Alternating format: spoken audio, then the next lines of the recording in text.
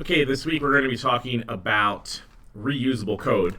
We're going to start with things that PHP provides for us for manipulating some strings, like just a couple little tools for that, as well as manipulating arrays, because those are super useful. And then we'll also take a look at how we can manipulate numbers using some built-in functions or methods to PHP that PHP provides for us.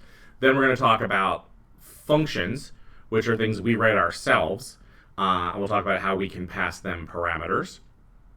And then we're going to talk about things like require and include so that we can reuse our code from page to page without having to rewrite functions or headers or footers or anything like that.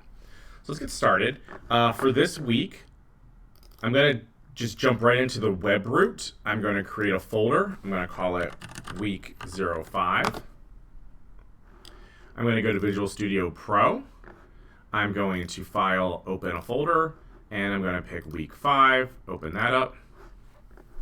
Great, and so we have a blank canvas to work from. I will, as always, delete that. Okay, so let's go to our new file, and let's go to strings.php. So the first thing we're going to do is we are going to just get our PHP code set up.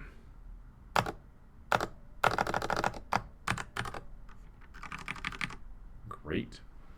Then what we're going to do is we're going to set a string, and we're going to call this string phrase equals hello world, exclamation point. Okay, semicolon. And we're going to echo the phrase just to make sure that it's working. I go to our browser, which we have as Chromium. Localhost /week05. That is a folder. And I go to strings, and we should see hello world. Great. Nothing new there. Okay, so let's take a look at what we can do. The next thing we can do is take a look at how we can set all of those letters to uppercase. So we might say something like upper phrase equals, and then this is where we use our built-in thing, and it's STR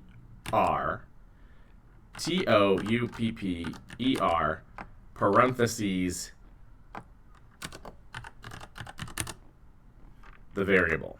Now this is how almost all of our functions are going to work as we go. We're going to give it a name, and then we're going to put something in parentheses or nothing in parentheses, but we'll talk about that.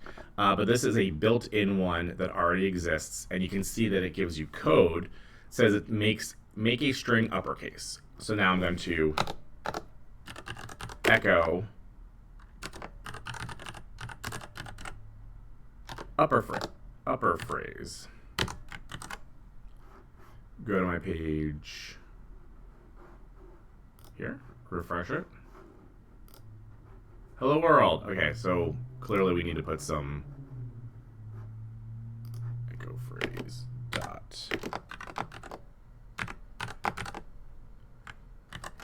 Now let's try it. Hello world, all capitals.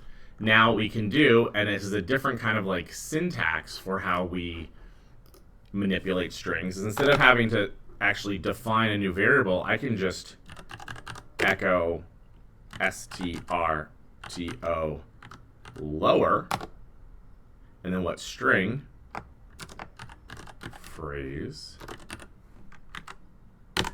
semicolon, save it.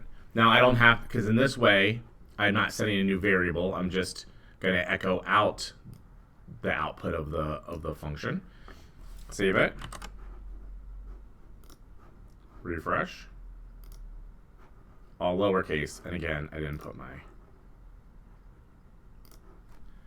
gosh darn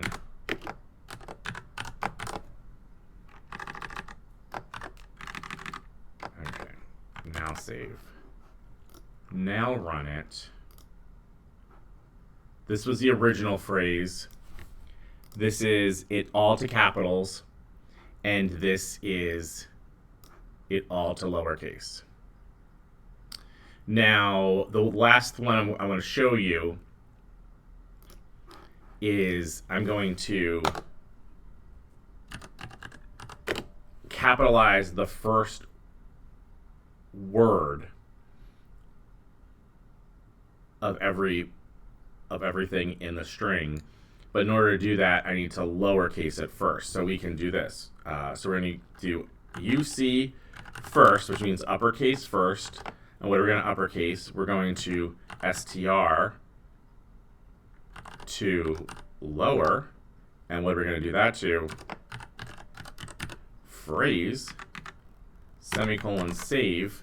So we're nesting our functions.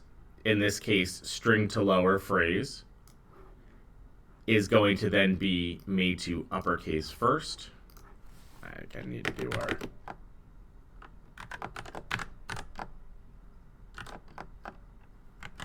save it, run it,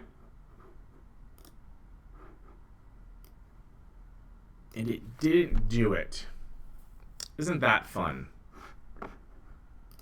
And the reason it didn't work is because it actually worked exactly what it was supposed to do, which was, which was to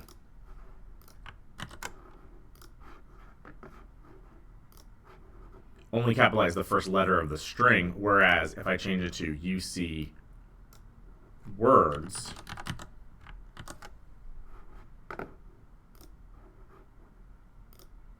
it does the first word, the first character of every word. Okay, so that's built-in string ones. They're pretty useful. There's another one that is a lot harder to see here, but it's called trim. And what trim does is allows us, if we have a ton of, say, spaces at the beginning or at the end, it trims them down. But what's interesting is, for the most part, when we're doing these kind of examples, you don't see much difference here. And even when I go to page source, oh, there you go. So you actually do see like all this space. What I can do, if I don't want that space, because again, HTML isn't rendering it, but I might be wanting to manipulate strings in some way where I don't want all that space, is I can use a trim function, which would look like trim upper phrase. Now you saw in that example real quick on the code, so it doesn't look any different there, but when I view the page source, it trimmed out all the extra spaces. And that's really useful when we're doing things like forms and form manipulation. All right, so let's go to the next video and we'll talk about arrays and how we can use built-in functions to manipulate arrays and make it a lot easier for us to do interesting things with arrays.